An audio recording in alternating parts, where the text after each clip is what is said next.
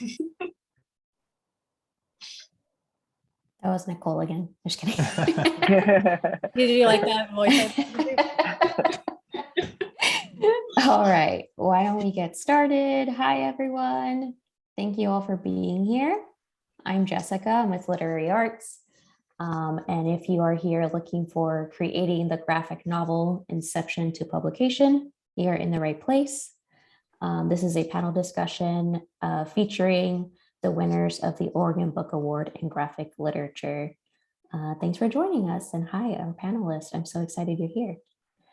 I know we have folks joining us from all over, but before we get started, I would like to acknowledge that Literary Arts is based in Portland, Oregon, and that we are currently on unceded land. The Multnomah, Cathlamet, Clackamas, Tumwater, the Wallala bands, and the Tualatin Kalapuya, and many other indigenous nations of the Columbia River occupied and operated on this land long before Western colonizers arrived, and many continue to do so today. Despite attempts of removal and erasure, these communities remain a strong and vital part of our future. Literary Arts recognizes that this acknowledgement is only a small step in affirming the ongoing presence and contributions of our Native communities, and we commit to engaging these communities more fully as we fulfill our mission. For those of you who are not familiar with Literary Arts, our mission is to engage readers, support writers, and to inspire the next generation with great literature. Our programs include Portland Arts and Lectures, Program for Youth, the Oregon Book Awards and Fellowships Program, and the Portland Book Festival. We also offer reader seminars, writing classes, and free literary events year-round. Before I introduce our host for the night, there are a few things I want to plug very quickly. The first one is that October 1st is the deadline for the Graphic Literature Award for the Oregon Book Awards. If your graphic novel was published between September 1st, 2019 and August 31st, 2021, you are eligible to submit for this award. So please do so. We're so excited. The second thing I want to plug is that the Portland Book Festival lineup is now live over at literary-arts.org. The festival this year will be taking a hybrid model with virtual events from November 8th to November 12th and in-person events on November 13th. One of the virtual offerings we're most excited about is a class by Shannon Wheeler called Creating the Single Panel Cartoon, which will take place on Saturday, November 6th. And again, you can find out more about Literary Arts and all of these offerings over on our website, literary-arts.org. Now, please join me in welcoming our host, Jonathan Hill. Jonathan Hill is an award-winning cartoonist who lives in Portland, Oregon. His comics and illustrations have been featured in publications by Fantagraphics, Lionforge, Tor.com, Powell City of Books, The Believer Magazine, the Society of Illustrators. His first two books, Americus and Wild Weather, were created with writer M.K. Reed and published by First Second Books.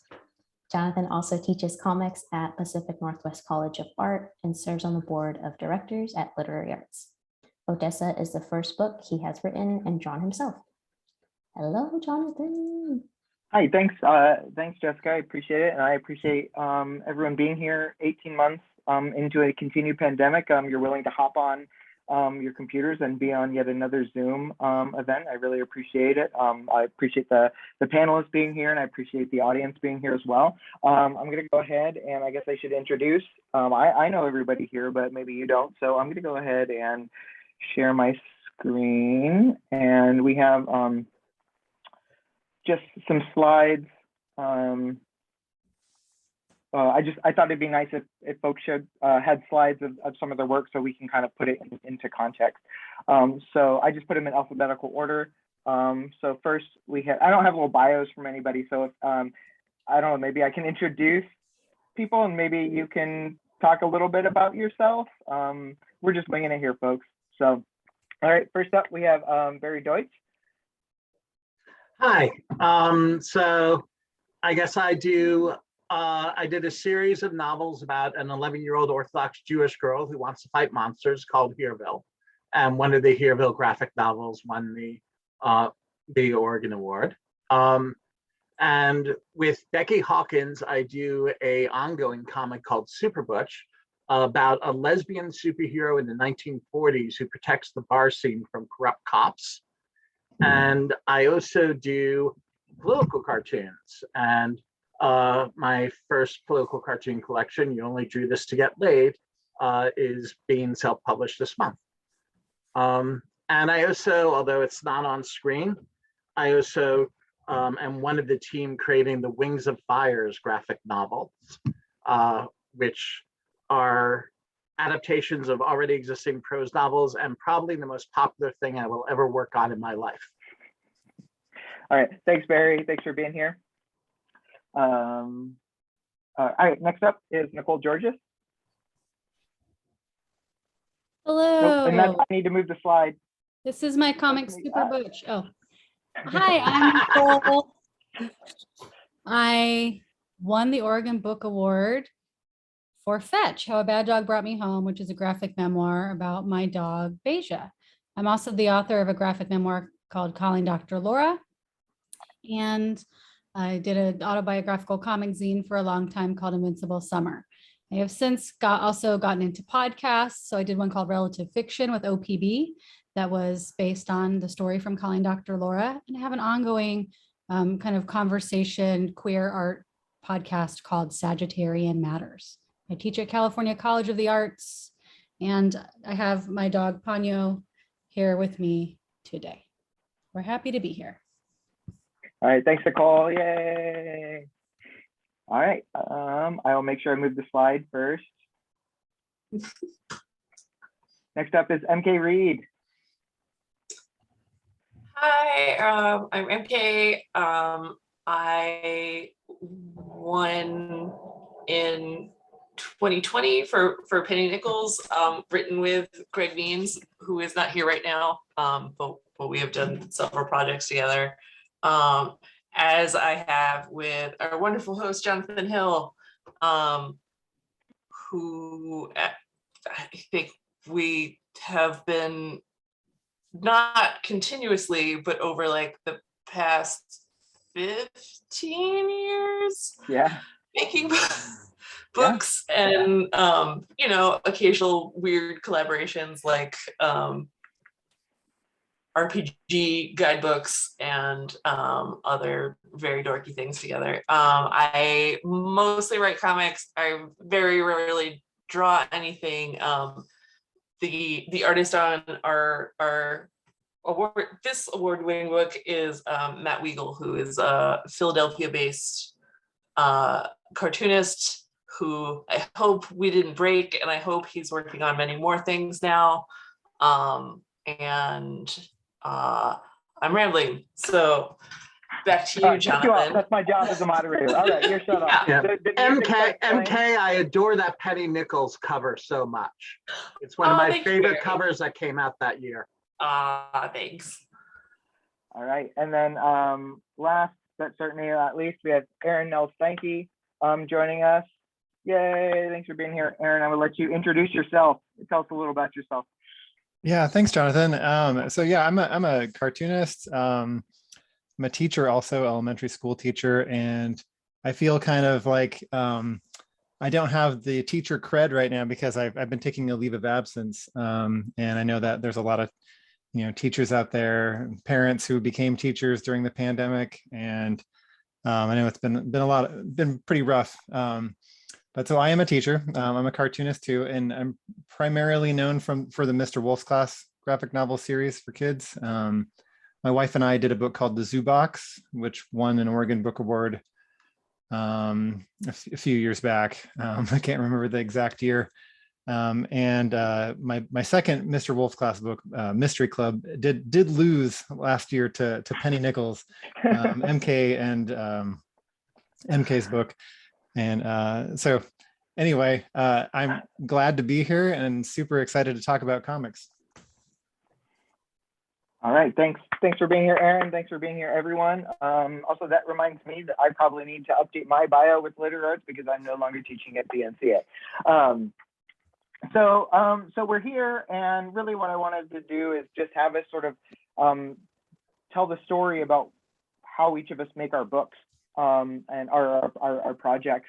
And so I know it's very broad and very cliche, but I thought it might be nice to sort of talk about where, instead of being like, where do you get your ideas from? Because that's just like impossible to answer. And I'm sure all of you would want to strangle me for even asking that. But I thought what might be nicer is to still have that, you know, each book kind of has a story and how it sort of came to be. And so maybe I could ask all of you if you wanted to talk about maybe your current project or maybe the project that won the book award, sort of where the idea for that project came about. And so we're going to do it Settlers of Catan style, and I'm going to ask Aron first. So we'll go in reverse alphabetical order. All right. So Aron, if you could just tell us the project and then sort of talk about it, just so we have some. Yeah. Is it okay if I share my screen for a second? Just Yes, to talk about it a little bit. Slides, that's great. You don't have to look at me. Yeah, let's do that. So I'm going to share my screen and,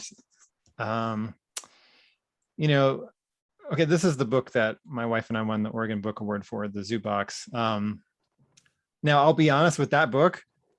She saved my life in a way because I had no ideas at that time. I was a new teacher. I was burnt out from teaching and getting my classroom ready for the year.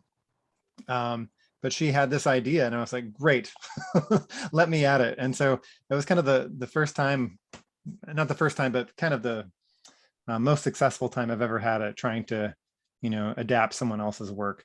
I'm going to skip ahead for a second. I'm going to, sorry. So this is a picture of me. It means nothing to you, but to me, I just pulled this out because this is a picture of me up in near Brighton Bush Hot Springs, which some of you may know, you know, was a victim of the fires last year. This was when I went there a number of years ago with my family, and I ran around this big trail loop that they have that goes several miles into the old growth forest.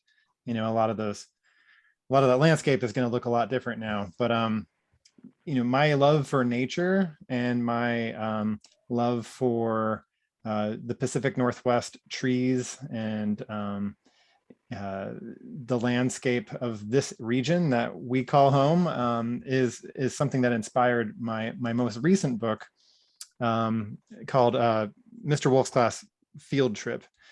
And I wanted to share a little bit with you later the process of how I do my art, and it's a little out of order right now. So I'm gonna I see what happened. Okay, so this is that book called Field Trip, and I'm gonna skip ahead for a second and share with you you know, what the book looks like and my attempts at recreating something that's kind of impossible to recreate, and that's the experience of being in nature. You know, so my ideas, most of my ideas for my books come from a personal place, something that's important to me and something that has happened to me in my own life. And I'll leave it there. That's pretty much where I get my ideas. If I don't have any, then I go to my wife and use her ideas. But you know, for the most part, it's something personal to me and something that I've experienced, even if I'm writing fiction. Cool, awesome. Thanks, Aron. MK, do you mind talking a little bit about, I mean, you can talk about Penny Nichols, or if you want to talk about something you're working on now. Sure. So Greg actually came up with the idea for Penny Nichols, and the idea was more or less like, let's write another book together, but like this. So I'm gonna talk about the thing I'm working on now, because one, I'm doing it this year and not a decade ago. And two, I came up with the idea and not Greg, and that happens sometimes. So it also is, it's a series that I kind of invented for myself so that I could work with a lot of artists that I haven't gotten the chance to yet. And you know, there's all these people in comics that I'm like, I want to work with them someday, and everyone's so busy, and usually they're busy writing a graphic novel, so they're busy for like a year at a time. So I'm like, all right, if I can catch enough people like in between their big projects, maybe this will work. But the premise of the story that I'm working on is it's a fantasy world where wishes come from a seed, and the seed is dying out, and with it, so goes the resource of magic. And I had the idea in the back of somebody's very old, very terrible car, as it was like driving through some farmlands, like on the way to a comic convention from somebody's house, like to that convention, which is kind of an amazing place to come up with an idea for a book, because the car is old and loud enough, you can't hear anything from the back seat. And it partially came out of Jonathan, us working on a book about weather and climate together, and living through a time where there are like constant climate catastrophes, and just sort of having a lot of generalized anxiety about that stuff. For anyone watching not from Oregon, Oregon's on fire a lot now. And it's terrible. And I have a lot of worries about it, because it's also where a lot of people I care about live. So I'm kind of channeling all that stuff into my next series, which I'm in the middle of writing. It's every book I do now kind of feels like it's so weird, but it's just gonna be a normal good book eventually. And you can laugh at my anxiety about this stuff, hopefully someday. We laugh because otherwise we cry on screen, right? All the time. All right, thanks, MK.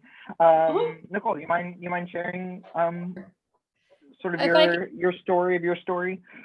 Just to piggyback on Aron and MK's anxiety, the reason I'm at the coast right now is because we booked this 6 months in advance in anticipation of not being able to breathe anywhere except for the coast.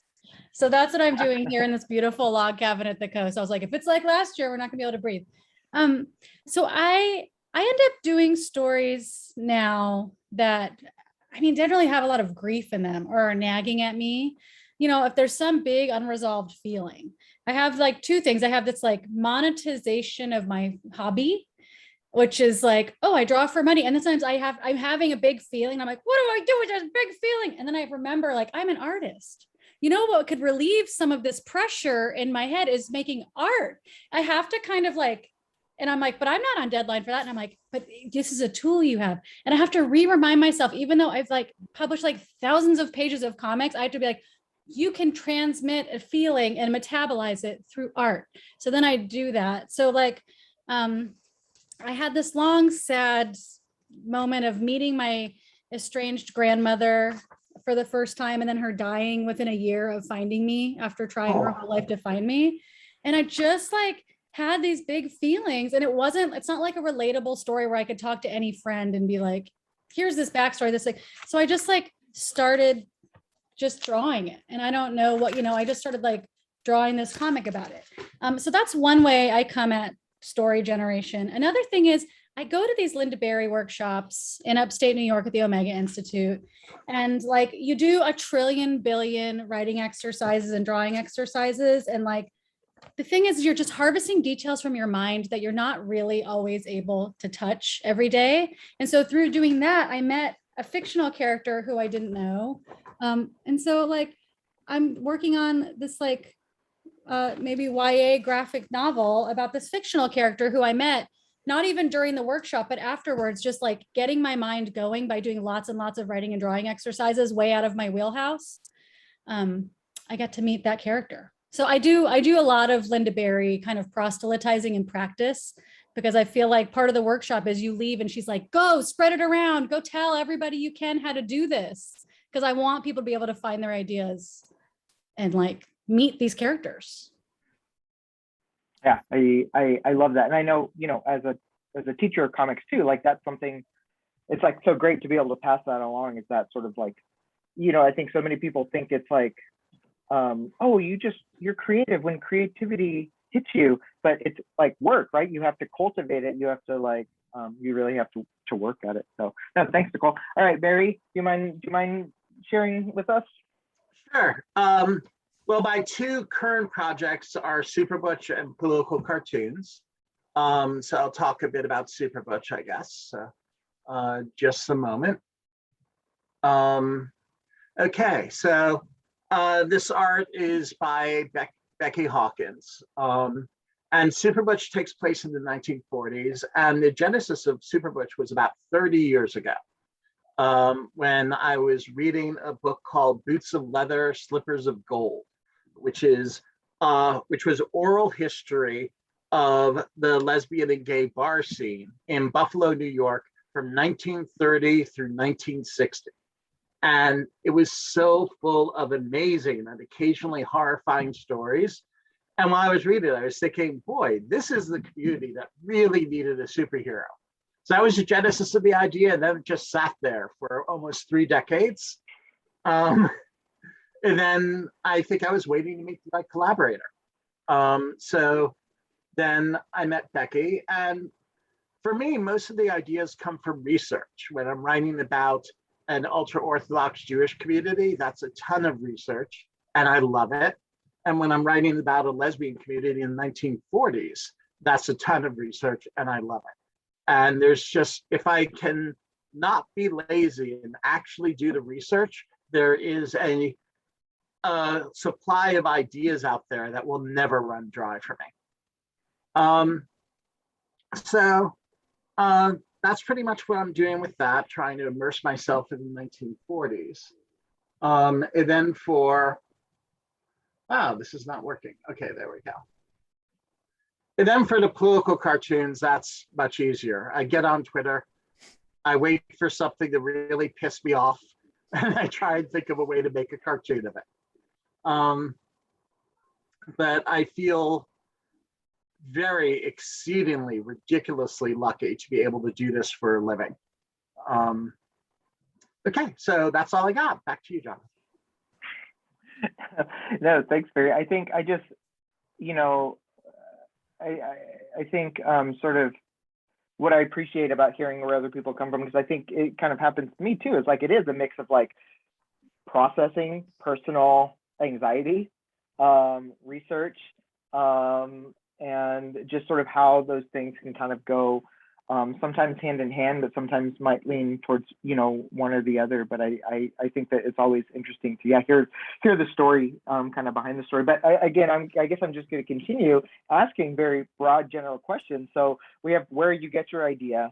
And then next, I kind of wanted to ask everybody, you know, what is your process for working? Which again, is this big thing, but kind of maybe we can narrow it down to, is there something about the process making comics, you know, because I think for some folks here, you know, and I was looking at the participants list there, I think there were some folks that I recognized that were sort of into comics, but then a lot of folks I recognized or didn't recognize, you know, that maybe were just in the literary arts community and things like that. But it's such, you know, comics can be such a tricky process because it's writing, it's images sometimes, you know, like in MK's case, you know, and I've worked with MK a lot. And I think, you know, like you said, it's been a decade and a half that we've been working together. And, you know, it's so interesting to look at our process of working at Americas at the beginning.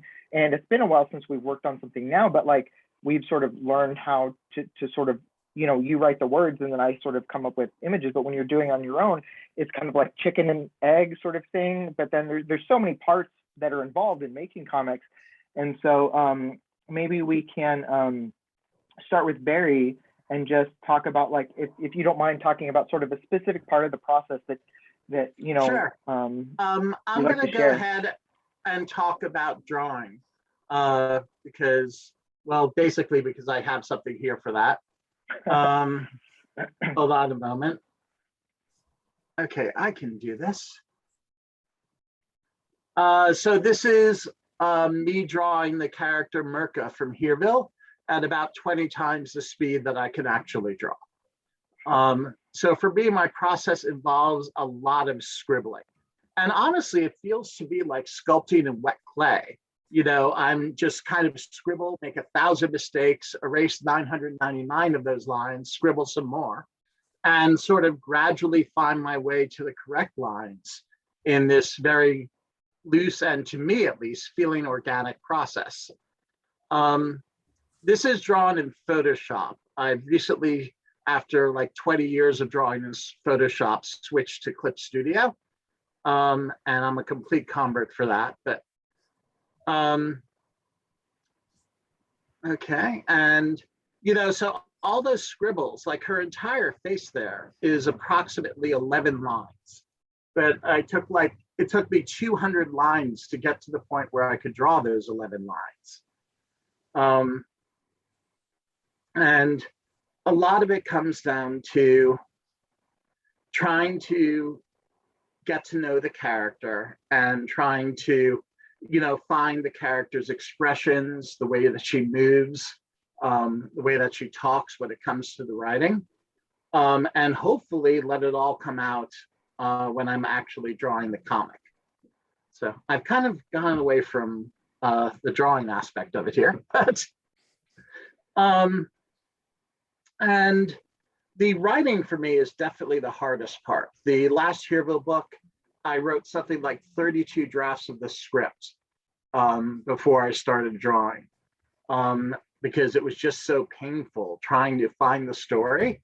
And the only way I really know to find the story sometimes is to just start writing it and keep writing it. And eventually, through writing it, I learn what the story is about. And that after that, it becomes a lot clearer.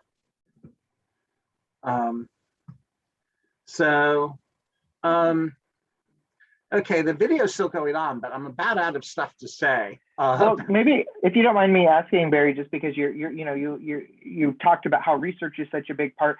Does the research inform the story at all? Or enormously. Sometimes where you're like, okay, you have a plot and then you research to like make sure that something is accurate, or you need this location or things like that, or does sometimes you do so much research that then sort of the narrative kind of reveals itself in that way? The research is an essential part of the process, but it doesn't come first or last. It figures into the entire thing. So with Super Butch, I always had the general idea, but it came from research, from reading Boots of Leather, Slippers of Gold. It's just at the time when I read it, I didn't realize I was doing research. The same thing is true for Hereville. Hereville, I read just for fun, a book called Holy Nights, which is about the family lives of ultra-Orthodox Jews. And that was essential research. I just didn't know it yet.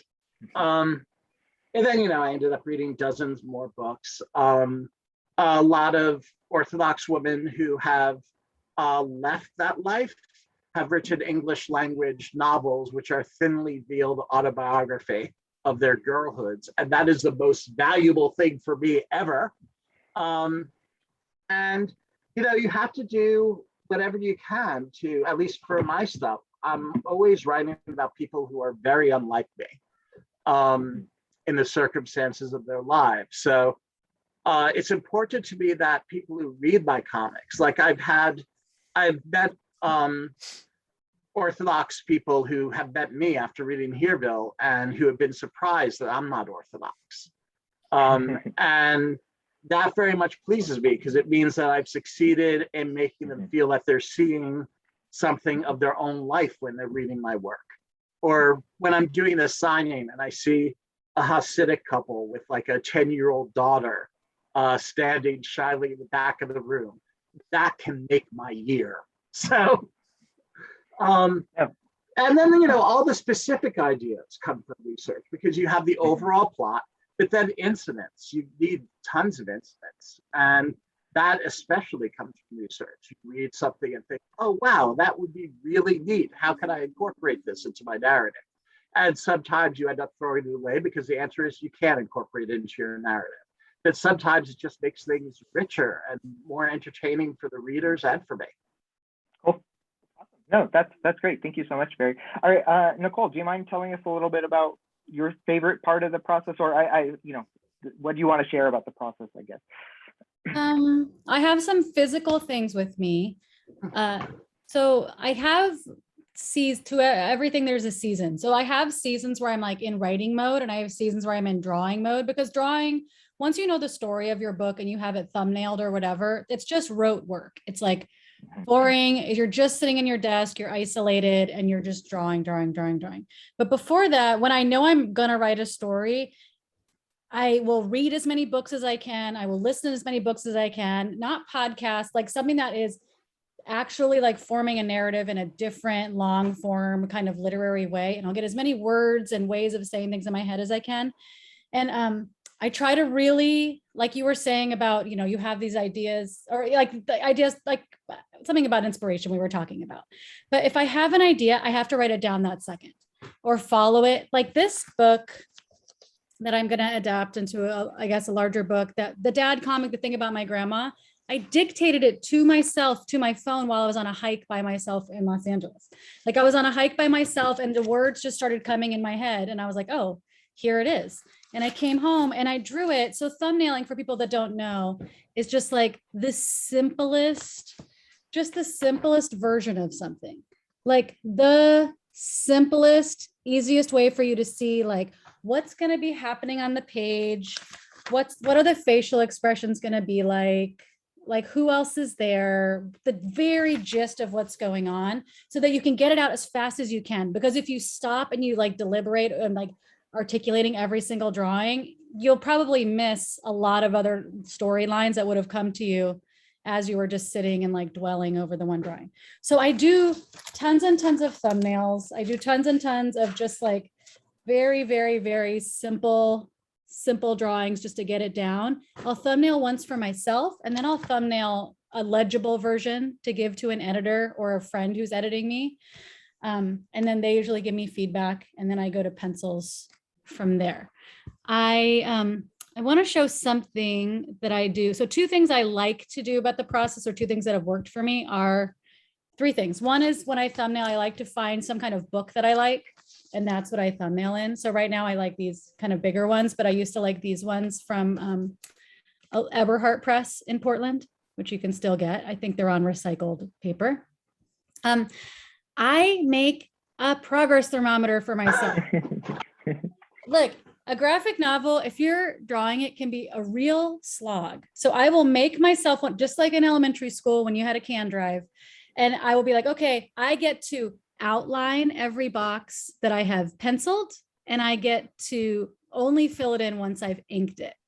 The other thing is Alec Longstreth is my productivity coach.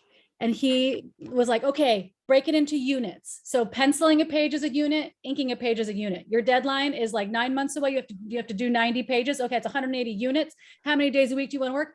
And he just like gets out a calculator and is like, here's how much you have to do in this amount of time. And for some people that really stresses them out. But for me, it makes it feel manageable because I know I've done all I can do this week. Like all I had to do this week was 10 units. And that's what I did. Anyway, I wanted to share that because those progress charts are helpful for me because it can feel like you're doing nothing. If you're working on a long project, it can feel like a lot of nothing. And the other thing is I take myself on these residencies. I'm not a trillionaire. Everyone knows I'm a big penny pincher, but if I feel like I need to go like get in the thumbnailing zone of like writing and inspiration, I will take myself away to the Southwester or to some kind of place on the coast that's not super expensive or that offers artists residencies or discounts. And I will just draw for like a week if I can, as long as I can, by myself so I can get the story out. So then that's like the inspiration moment. No, so at the beginning when you were talking, you said that there are sort of different seasons for, like the writing seasons. Are those something that's just sort of like natural to a project, or are those sometimes like, are those actually like coincide with seasons? Because I think some folks are like, oh, wintertime, it's great for me to sit down and draw because I can't go outside or do anything. And then you're also talking about the different, parts of your process. Do they coincide, or the season just sort of like when you're working on something and you just try to get all of that writing out, or your thumbnailing out, or the drawing out? I think I've always had this since I started doing zines as a teenager, which is like, I'll have some amount of time where I feel like I have enough stuff that I'm like, okay, now something's going to happen. So it's like, I drew that character X-Ray at the Linda Berry thing like 3 years ago or 4 years ago. And she just sat there. And then I just started having more and more thoughts about her. And then finally I was like, oh, it's time for me to start writing this thing. It's less physically seasonal because I'm happy to isolate myself in any time of year. Excellent. Thanks, Nicole. All right, and then MK, do you want to talk? And then what's interesting is that I can also talk about after you write, what it's like working with you, because I think we've worked together. But can you talk about what the writing process is for you versus, and even I know you said you don't draw that much anymore, but you still draw your own stuff. And so how is it different for when you're writing something for yourself that you might draw versus something that you might write for somebody else or something? Well, I think I pretty much stopped trying to thumbnail for anybody else after like a couple of chapters into Americus way back when, because I would do something and like whatever you did, it was always better. Just like it just worked better than whatever I had seen in my head. So I'm like, I'm just gonna trust that my artist has this, because that's why they're drawing the book.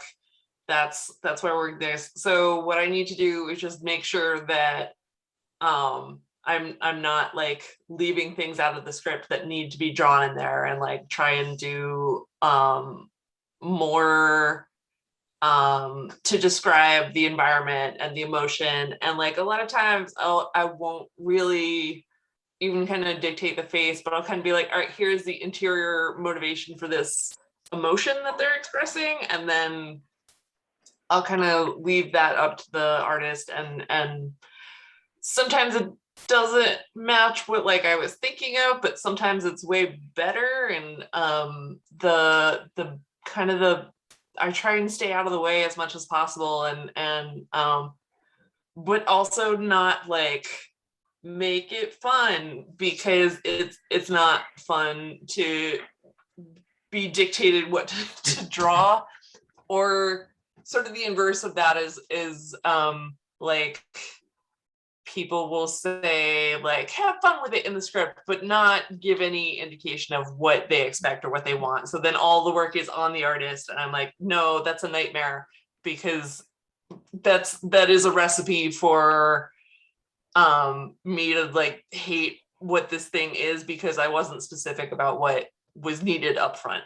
So I mostly try to keep myself entertained while writing it, try to make sure that all the directions are there, and when it's applicable, I'll like go and find some reference material. So if it's like I'm thinking of this very specific castle in Italy, and this is the one in my head, I'll save someone else the Google search of, and like maybe not really finding the right thing, and put that in there in the script. And like it's just for the artist, but that is the most important person that I'm writing for while I'm making this thing, because otherwise it's gonna fall apart. Yeah, Can I ask something? Yeah, sure. So the way Becky and I we're constantly getting into each other's porridge. Like she's commenting on the script, I'm commenting on her layouts and her pencils. And do you work like that, where like a page goes back and forth a lot between the two, you and your artist, while it's being drawn? Or is it more like you do the script and then you'll see the finished work? It a little bit depends on how the book is getting published, because with the deadlines on something, it's just not possible. It would be cruel for me to send back corrections on a thing that like ultimately aren't going to make that much of a difference. And like it might make it a little bit better, but honestly the only person that's going to know most of the time is me anyway, and I have other stuff to do than make someone else do more work for like already not enough money. So I try to stay out of things unless I'm just like, this is not going to work for this reason down the road, so I need to say something now. But usually I'm like, I messed up and I did not put that in the script, and I should have, and I'm going back and I'm changing all these other parts now, because I don't know, I don't want to make more work for people. Comics doesn't pay enough, just like as a rule. So you mentioned deadlines. Do you do something similar to what Nicole does, where you calculate how many days you have and therefore how many pages you need to get written each day, or anything like that? Man, I should. I know when things are due, and I know when things are due to the artist, and I know when things are due like to the next step of things. Not all the time, but often enough when I have a hands-on relationship with things. I think like with Jonathan, I was just like, he's got this. I like, unless they tell me something is wrong with this, like I do not object to anything you interpret from what I've drawn here. And then like I think I knew like when it had been handed in, and like our editor wasn't great at telling us when things were due after that. So that's maybe not the best.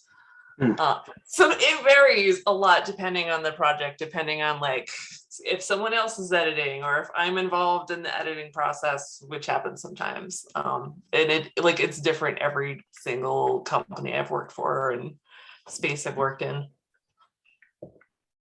Cool. Yeah, thanks, okay.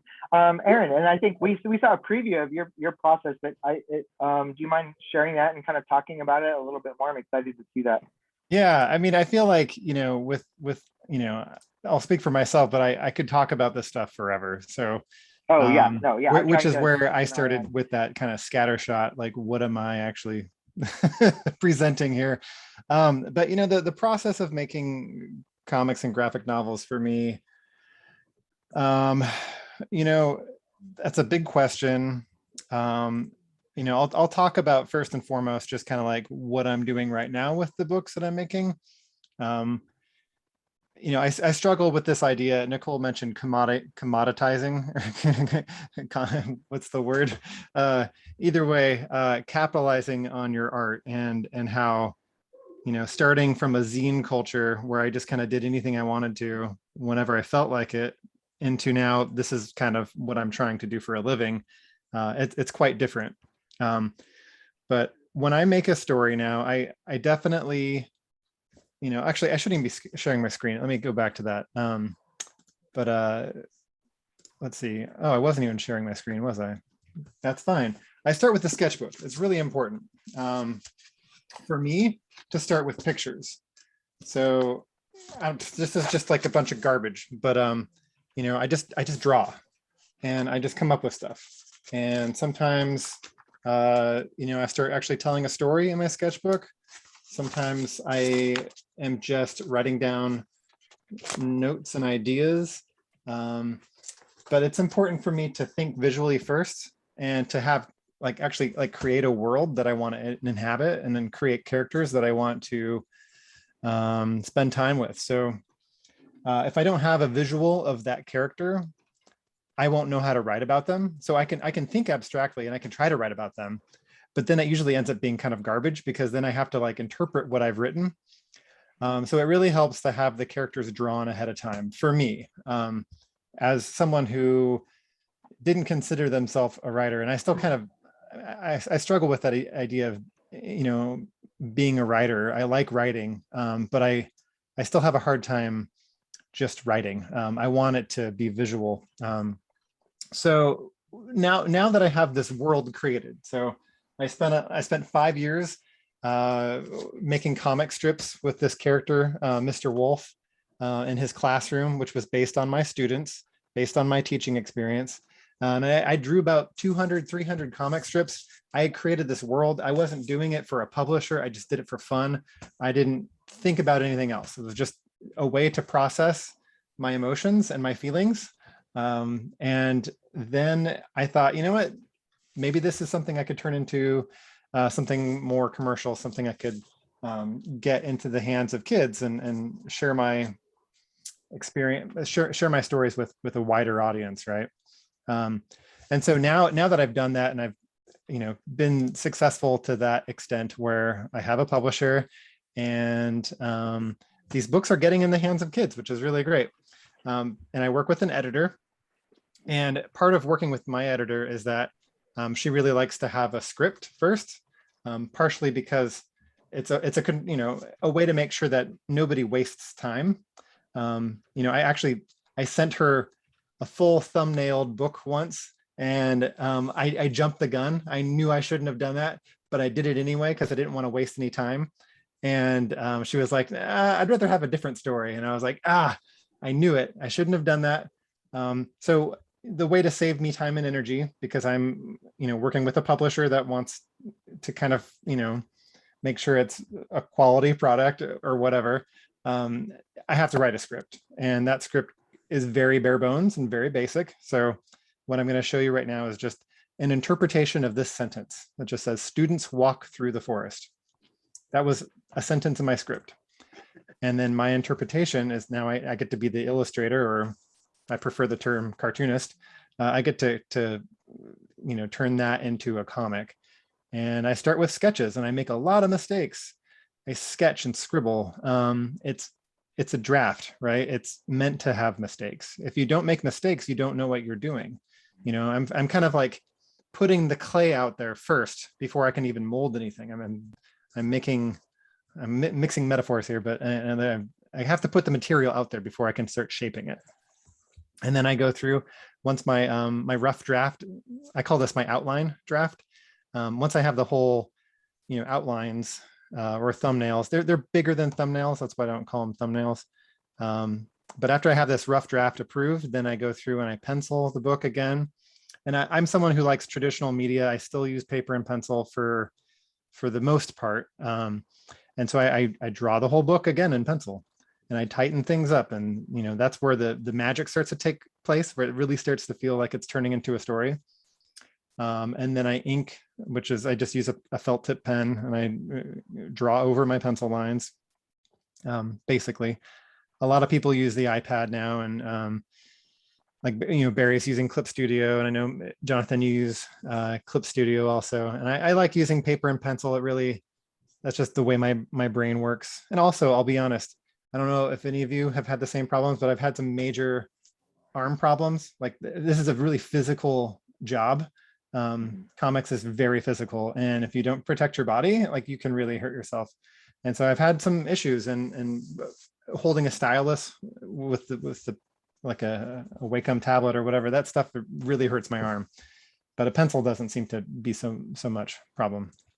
And then Nicole mentioned Alec Longstreth before as her coach. Well, I hired him for my last two books as a colorist, and so he kind of just took the way I color and used that as a template, and then he went through and colored my books and did a phenomenal job. And working with him, has been amazing, because he does just really plan things out ahead of time, and figures out when he can complete something by a specific date, where I just kind of feel it out. I've never missed a deadline. I've always been ahead of deadlines. My newest book comes out in February. Here's the two sentences. He looks outside and the snow is covering the ground. It's heavy, right? For me, it doesn't need to say more than that, because I'm gonna interpret that in my drawing and add the detail. Start with my sketch. Here's my pencils, inks, and then Alec colored this one as well. I could ramble on and on and on, but my favorite part of the process is inking. Inking is this stage where you're basically just tracing lines, and your mind is free to do other things. And you can listen to music, you can listen to podcasts, you can watch TV, and it's so meditative and it's so amazing. The rest of the stages, this stage, thumbnailing, your brain is thinking really. You've got dialogue in your head. You're thinking. You're waking up in the middle of the night because you have an idea and you have to write it down. Penciling, you have to figure out the actual physical layout of the room and where things go, and that requires, I can't listen to any people talking during that time. I can only listen to music. So inking is my favorite thing, because I can watch TV. And that's I'll stop there. Aaron, can I ask you something? Sure, if we have time. Yeah. So we'll have, go ahead, Barry, but try to keep it succinct, as well. We're kind of coming up on the hour here, and I'd like to open up for some Q&A. Okay. I was just wondering, you mentioned that you ink in felt tip pen. Do you have any variety of widths, or is it all just a single line width? This is it right here. It's a Sakura Pigma Sensei. It's a, sixth of a, what is it? 1/6 of a millimeter felt tip pen. 0.6. Yeah. Or 0.6, whatever. Yeah. 0.6 millimeters. Yeah. And it wears down and I get new ones, but I like it. And the line changes over time. So, as it kind of breaks, you can get a thicker line or a little chisel. It's kind of fun. That was my whole question. Okay, no, that's great.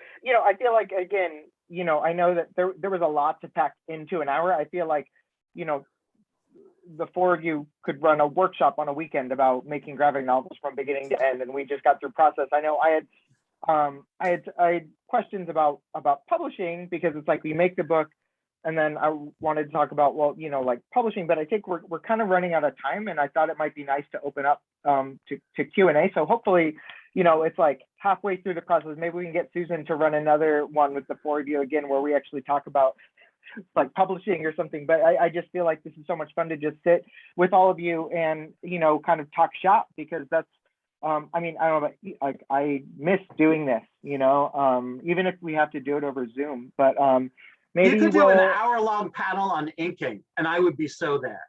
Yeah, I teach classes on Clip Studio. I could talk about Clip Studio until the end, until the cows come home. Yeah, we need to make and thumbnailing and everything, but so I guess what we'll do is maybe we'll open it up to Q&A, I think, on your Zoom panel, and Jessica can chime in if I'm misspeaking here, but maybe if anyone has any questions they want to ask, they could type it in. I have some questions that I could ask if folks don't have questions, but I'll let Jessica kind of clarify, I guess, maybe. Yeah, no, that's really fine. We got one on the Q&A tab. If you're in the audience and you have a question, go ahead and put it in there. But if you put it in the chat, I'll catch it as well. This one is from an anonymous attendee. How do you know you've got the right vibe for the characters you want to create as you're creating them? How do you know the sculpture is finished? Anyone want to take a stab at that? Keep in mind, we have, 5 minutes. I'll just say, like, if I love drawing the character, I know it's done. Like, and it changes over time too. Like but you have to spend time in the world drawing the character. But if you want to draw the characters and you want to keep drawing them, I know it's done. When the characters start arguing back at me, they're done. When the characters are like, no, what you've written is wrong. I wouldn't do that. This is what I want to do. That's when I feel the characters come alive for me.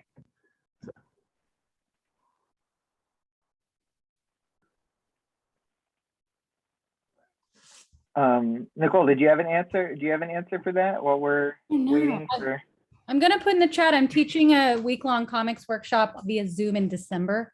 I think that, the way I can tell when like the character design is done is, do I like the way this person looks? Are they fun to draw? Can I see myself drawing this character over and over again? And A, having a not terrible time, or B, being able to keep them looking somewhat the same. Because, you can spend hours toiling over one drawing of somebody, but if you can't draw them again and again and again, it's going to get really stressful. Yeah. So it looks like Francois asked a question in the chat, and maybe this will be the last question, and then I'm going to pull my moderator weight and then ask everyone a question at the end.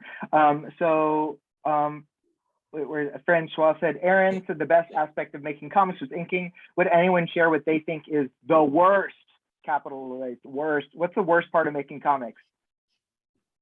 For me right now, it's pitching a new idea. While I don't have a publisher for a new idea, but I need to get something out there, it's like, what do I have? I went through like 4 different story ideas, and my agent was like, you can do better. And it's been 6 months, and I finally got a pitch ready for a new book idea, and this has been awful because I don't have any stability. It's just speculation. Yeah. For me, it's that same. It's like trying to find words that mean money to other people. Because like to all of you, I can be like, here's the picture. Isn't it cute? Come on, I'm just going to go do it. You guys know I can do it. But you have to be like, in a world, like having to use words that can summarize something and like simultaneously show depth but dumb it down. So somebody who's reading it really fast, not paying attention, will be hooked and then want to give you money. That's it. Oh, And it's a big, it seems like a big, because, I know like a lot of us came up from zine culture, right? And I know Aron mentioned that too. And it's so different, right? When you're just, you draw something, you print it, you staple it, and then you're like, hey, check this out. And then there's also an immediate thing there. Whereas like publishing, it's like, it can be, it's a whole other beast. And it's like those roots of zine culture, I feel like constantly sort of butt up against sort of publishing, right? Well, I feel like you have to nurture and grow something, and like for me, it's intuition and it takes time. So yeah, to boil something down into something pitchable and make people excited at the same time, I haven't really gone through the process of figuring out what I really like about the thing. Because that takes the whole process of making the thing, and that takes a year or more. Yeah, trying to sell something that you don't even know what it is yet. And then like also, again, like there is no money in this industry except for vaguely off somewhere, Raina lives in a castle. Trying to make this thing for kids, like a thing that you do as an adult as like your business day to day is grueling. I think the secret to it is to have a spouse or partner who has a real job and makes much more money than you. Industry secrets right here, straight from Barry Deutsch's mouth. Just get married find a sugar partner, everyone. That's the truth. Behind every productive cartoonist, there's somebody with a normal job. And so I don't know how to shift tonally from that question. Thanks, Barry, for that.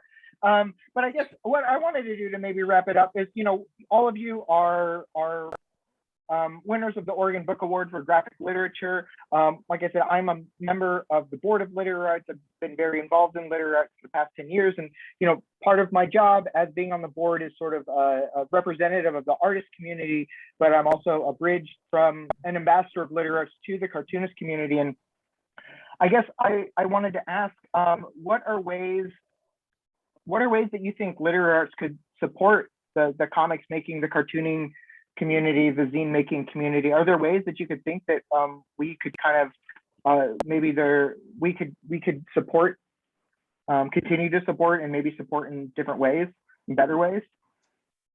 Do you have office space? Would it be possible for you to have a space where cartoonists can come and draw? I think, I think we have to put the asterisk here that, with COVID, that I don't even think literary arts members are in, maybe the office full time, but I think that is something that I think would be a great idea, because there's a lot of, and I think, Jessica, you run a lot of those events in the evenings in that space, right? Maybe that's something that we could do, like artist night or something, where people can get together and, draw and share work or things like that. That's a great idea. I don't mean to answer questions, because obviously, like, there's so many logistics that have to go in, but I appreciate that. Like, create a physical space of community, right? Barry, is what you're saying. Yeah, once things are safe, you should get talk to Francois about getting the title Line Work Northwest and revive that to have a convention. We already took on a book Portland festival. Convention. What's another? We took on a book festival. What's another convention for us? Yeah, I'll bring that up with Amanda. Well, the Portland Book Festival can be more comics inclusive, where we can sell comics. I don't know. Well, I mean, there are tables for writers that you can apply to and be there and stuff. But so yeah, no, I didn't mean to put like literary arts on the spot either, but just trying to brainstorm, And I think this is something too that, it's just trying to be, what are ways that we can be better, and I know, Nicole, you've been very involved with literary arts, over the years too. You teach classes through literary arts, and you were a witch writer too, way back in the day, and Oh yeah. So I love literary arts, and getting the Oregon Book Award was such an honor. It was like the honor of my life. So I like them giving an award from a literary award to comics, even if it's every other year and not every year, is fucking awesome. And I don't know what else to say without changing the purview of the organization, because I'm like, give a grant, do a residency, start a whole like instead of just having visiting writers plus known cartoonists, have like visiting writers that are just all cartoon, like kind of like parallel tracks. But I guess literary arts itself has like poetry and fiction and children's stuff already all together. So could do the award every year. Yeah, I think, that's something that we could, I think that some of that is on, more cartoonists need to make sure that they apply. And I think, like Jessica said, the application is due October 1st for the Graphic Literature Award. So, I think let's, if for all the cartoonists out there and everybody, Nicole and Aron and MK and Barry, please tell all your, folks that that have had books in that window to make sure that they apply. So October 1st, you can go to literary-arts.org and find the application there.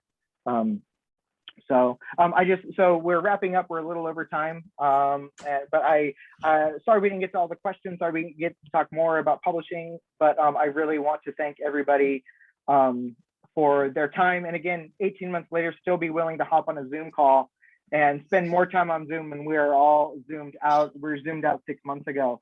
So thank you, everybody. All right, and I think, is there anything we have to do to wrap up? Jessica, I'll let you take it away.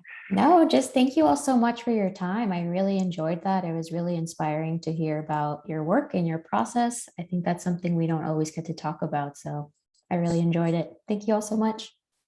Thank you. Thanks for having me. Hi, everybody. Yeah, it was so good to see you all. I know. I just want to talk to my friends. Oh, man. Well, nice to see all of you. I can't wait for all of your books to appear. Aron, you're going to sell it. Oh, my gosh. Hey, it was fun listening to you on the OPB podcast. Oh, thanks. Yeah. It was sort of fun to do. I'm happy it exists. I really like it. I mean, it wasn't like fun, but I'm so glad. I feel like that kind of sums up a lot of stuff we have to. It wasn't fun, but I'm glad I did it, right? I was happy to do it. I was happy I was doing it. I like how it turned out. Fun, yeah, fun is an overstatement. Just like drawing a graphic novel. So are we still talking in public, or is it just a